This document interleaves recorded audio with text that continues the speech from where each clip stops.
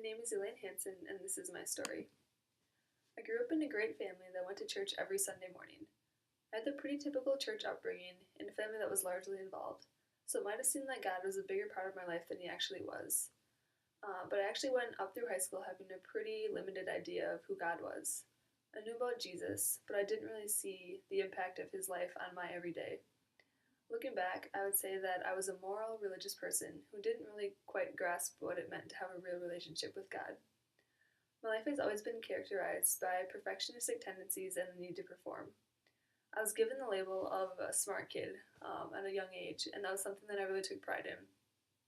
At the age of 8, I decided that I wanted to be valedictorian of my graduating class.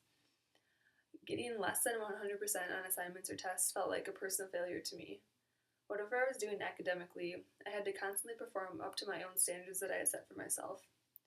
Even when I did meet those standards, there was temporary happiness, but it was just followed by the need to perform again, whether it was for another test or another assignment. The cycle just continued. This perfectionism also transferred to my high school athletic career, where I based much of my happiness and self-concept on my day-to-day performance and how well I did in those sports. I literally wore through basketballs practicing in my driveway each day for hours in the summers trying to just be good enough. When I did put my academics and athletics aside long enough to think about God and my faith, it was still from a performance-based standpoint. I focused primarily on the things that I had to do as a Christian. So I focused on church attendance or creating awesome Sunday school lesson plans, just things that I could be good at. I also thought that God's love for me was dependent on my ability to not sin. So at church, at each time of confession and forgiveness, I would just tell myself, from now on, I'm not sinning. I'm not going to do it anymore. No more messing up. But I found that each time I did that, it wasn't long before I messed up and sinned again. It wasn't until college at UW-Eau Claire that I truly began to understand what it meant to have a real relationship with Jesus. I quickly became part of Crew, a campus ministry at Eau Claire and around the world.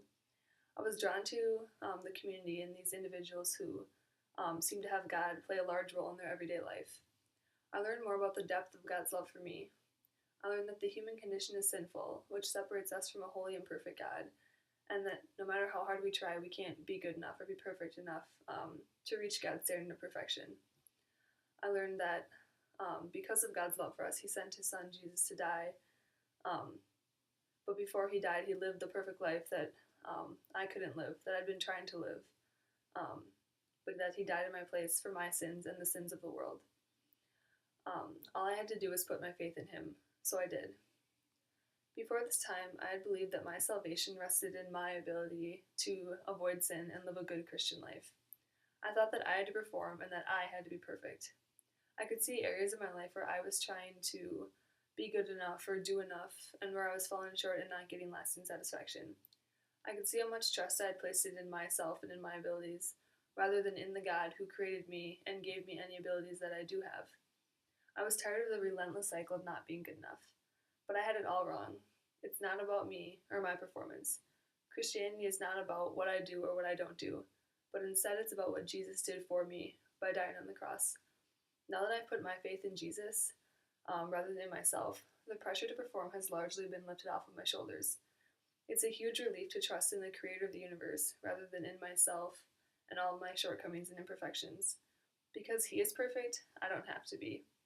I by no means have it all together or all figured out, and I still struggle with the tendency to perform.